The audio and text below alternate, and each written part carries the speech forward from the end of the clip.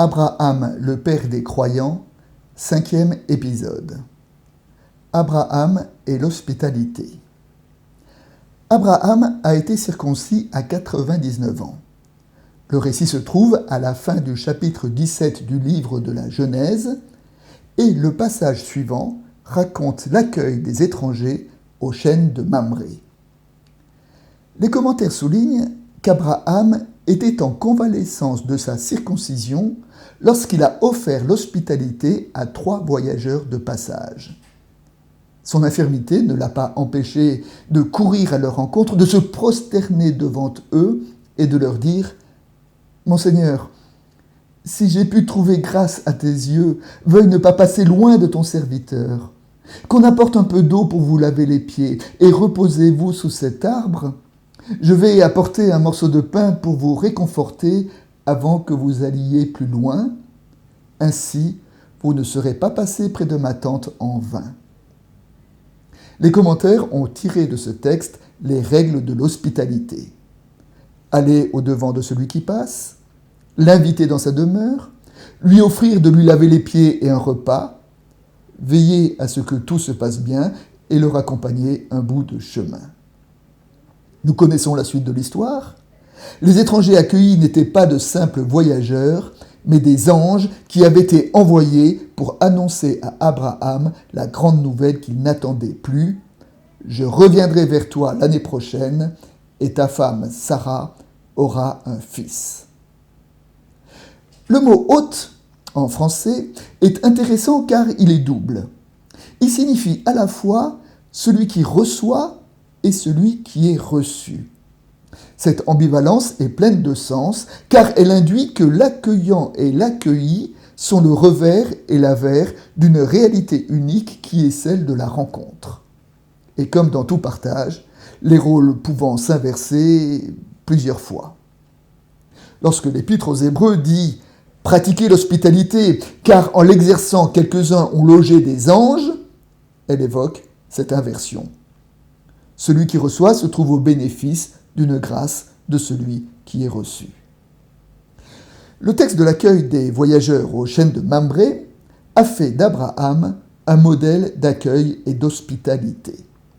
Une maxime de la tradition rabbinique déclare que celui qui a pitié d'un prochain sans aucune discrimination est assurément un descendant d'Abraham. Et la tradition raconte que c'est à cause des mérites d'Abraham que le peuple a été libéré de l'Égypte et que la nuée l'a guidé dans le désert. Mais le commentaire s'interroge pour savoir quel acte d'Abraham a été suffisamment puissant pour susciter la libération. Est-ce parce qu'il a quitté le pays des idoles pour obéir à une parole de Dieu ? Non. Est-ce parce qu'il a intercédé pour Sodome ? Non plus. Alors peut-être parce qu'il était prêt à sacrifier son fils unique ? Pas plus. L'acte le plus méritant d'Abraham, c'est quand il a invité sous sa tente 3 hommes de passage au chêne de Mamré. Mais alors on peut se demander en quoi cet acte, qui est un simple geste d'hospitalité courant chez les nomades, a été aussi méritant ? Et la réponse est que c'est justement dans l'ordinaire que se sont jouées la vérité et la profondeur de la foi d'Abraham. Un maître du judaïsme, le Rav Kook, a expliqué que parallèlement au verset du psaume qui dit à Dieu « Combien tes œuvres sont grandes ?» on devrait dire « Combien tes œuvres sont infimes ?» En effet, de même que l'on perçoit la grandeur divine dans les grandes pensées philosophiques et dans les superbes embrassements d'amour et de foi, on peut aussi la rencontrer dans les plus petits détails de la vie quotidienne. Une belle coutume que l'on trouve dans le Nouveau Testament veut que lorsqu'un étranger arrivé dans une synagogue, on lui donne la parole.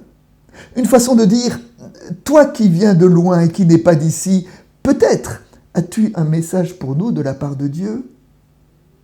Elle considère l'étranger non comme une menace, mais comme une promesse. Encore faut-il ouvrir notre porte pour avoir l'occasion de le rencontrer.